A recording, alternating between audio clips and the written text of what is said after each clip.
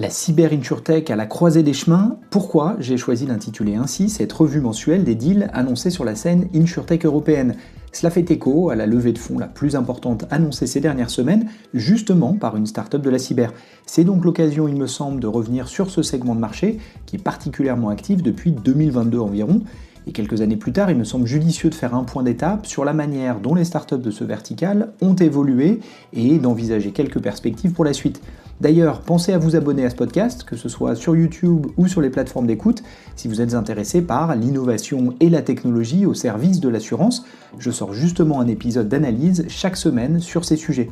Pour revenir à la cyber-insurtech, ce fut probablement l'une des tendances majeures de l'écosystème européen en 2022-2023.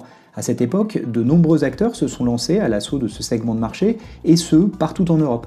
La plupart des écosystèmes locaux ont vu émerger des acteurs qui adoptaient un positionnement relativement proche d'ailleurs. D'abord, ils s'appuyaient sur un constat. Si les cyber-risques étaient en hausse, quasiment toujours dans le top 3 des classements des risques majeurs réalisés par les géants de l'assurance, si ces risques grossissaient donc, les petites entreprises étaient encore peu équipées. Le chiffre de 5% de pénétration pour les TPE-PME revenait souvent. Les startups de la cyber-insurtech identifiaient alors un enjeu majeur autour de la question de la distribution, et la plupart proposaient en conséquence des outils à destination des courtiers. Ces outils intégraient en amont des solutions de cybersécurité, notamment pour réaliser des audits plus ou moins poussés des infrastructures informatiques de l'entreprise, et en aval un produit d'assurance à proprement parler. Et au fil du temps, les outils de cybersécurité se sont enrichis et la partie assurance est venue se doubler de compétences, notamment humaines, en matière de réponse à incidents visant à réactiver les opérations le plus vite possible, limitant ainsi l'impact du sinistre en lui-même. Espagne, Angleterre, Italie, Allemagne et France évidemment, chacun de ces écosystèmes européens possède un acteur qui s'est lancé il y a quelques années sur le segment, annonçant des levées de fonds plutôt importantes alors, comparé à la dynamique du marché plutôt morose à ce moment-là. Certaines de ces startups ont depuis levé de nouveaux tours, parfois très importants, et toutes ont suivi en matière de développement commercial un schéma similaire. Si elles ont démarré en ciblant les TPE-PME, toutes ont annoncé des partenariats avec des porteurs de risques, assureurs ou réassureurs d'ailleurs, visant à leur permettre de couvrir des entreprises de taille plus importante. En ce sens, il me semble, elles se rapprochaient des offres déjà existantes sur le marché proposées par des acteurs historiques de l'assurance.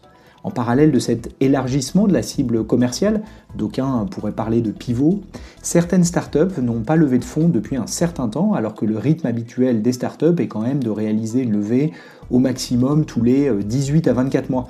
Mais dans l'environnement plus contraint actuel et ayant levé des montants importants au départ, le niveau de revenu, ou à minima le niveau de prime générée, doit être suffisant pour justifier des valorisations probablement élevées en comparaison des autres startups, qu'elles soient dans l'insurtech ou toute industrie confondue. Et dans ce contexte, je me demande si nous n'allons pas observer un mouvement de concentration dans le domaine, soit entre startups elles-mêmes, et cela fait écho à l'une de mes prédictions pour l'insurtech en 2026, soit avec des acteurs historiques, comme nous l'avons déjà vu, notamment sur le marché américain, où des assureurs rachetaient des startups pour accélérer sur ce segment de l'assurance cyber. Autre défi, il me semble, le produit d'assurance lui-même. En effet, même si je ne nie pas l'enjeu de la distribution pour ce type de produit, je m'interroge depuis l'émergence de cette catégorie sur les polices d'assurance elles-mêmes. Est-ce que le niveau d'adoption est faible car les polices sont trop limitées, ou à l'inverse, les polices comportent trop de bornes et d'exclusions car il n'y a pas assez de clients à date pour assurer une réelle mutualisation du risque ?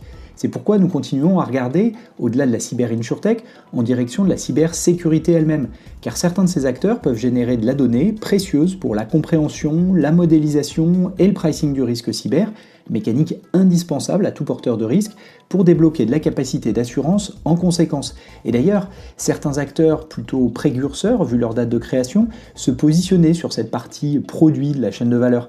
Je pense à l'anglais Envelope Risk, qui travaille depuis toujours à offrir des modèles pour le risque cyber, notamment en partenariat avec les réassureurs. Je pense aussi au français Citalid, dont la plateforme modélise le risque cyber au service de la prise de décision pour les nombreuses entreprises ou les assureurs avec lesquels elle travaille déjà. Je vous propose maintenant de revenir comme chaque mois sur la dynamique d'investissement à l'œuvre sur la scène insurtech européenne. Et le mois de janvier a été plutôt calme.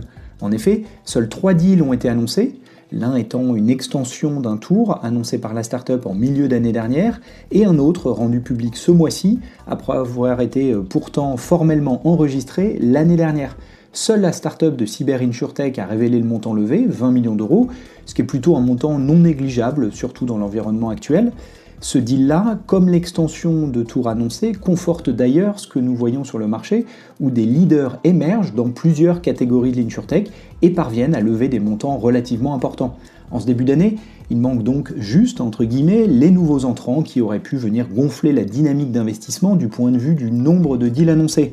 Bref, 3 deals annoncés pour 20 millions d'euros investis, c'est ce qu'il faut retenir du côté des chiffres.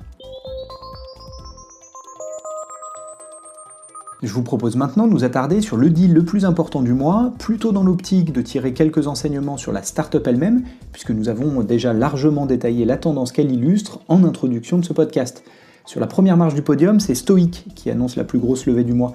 La startup française annonce une nouvelle levée de fonds d'un montant de 20 millions d'euros, menée auprès du family office Impala et d'Operatech Ventures, le corporate VC de BNP, déjà présent au capital depuis plusieurs tours.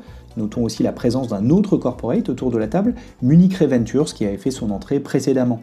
Cette levée intervient 15 mois après le dernier tour, de 25 millions d'euros en octobre 2024. C'est donc une enveloppe un peu plus faible que précédemment, mais cela se classe tout de même dans le peloton de tête. Et surtout, depuis son lancement, Stoic a donc levé près de 70 millions d'euros. Cette nouvelle levée de fonds doit permettre à Stoic de poursuivre son développement sur le marché européen, où elle opère déjà en Espagne et en Allemagne, en plus de la France. Elle avait aussi racheté son concurrent belge Cybercontract l'année dernière. Et pour rappel, Stoic offre une solution d'assurance cyber combinant des outils de protection, des outils facilitant la vente pour les courtiers et une police d'assurance à proprement parler. À l'occasion de ce tour, la startup indique couvrir plus de 11 000 entreprises clientes et à date, elle emploie 142 personnes d'après LinkedIn, un chiffre en hausse de 54% sur un an. Et pour aller plus loin, je vous propose de réécouter un précédent épisode du podcast dans lequel je retraçais l'histoire de la startup américaine Corvus à l'occasion de son rachat par Travelers en novembre 2023. Au-delà du prix et des chiffres, cela venait clôturer un premier cycle aux États-Unis que nous pourrions peut-être bientôt voir également en Europe prochainement. À bientôt!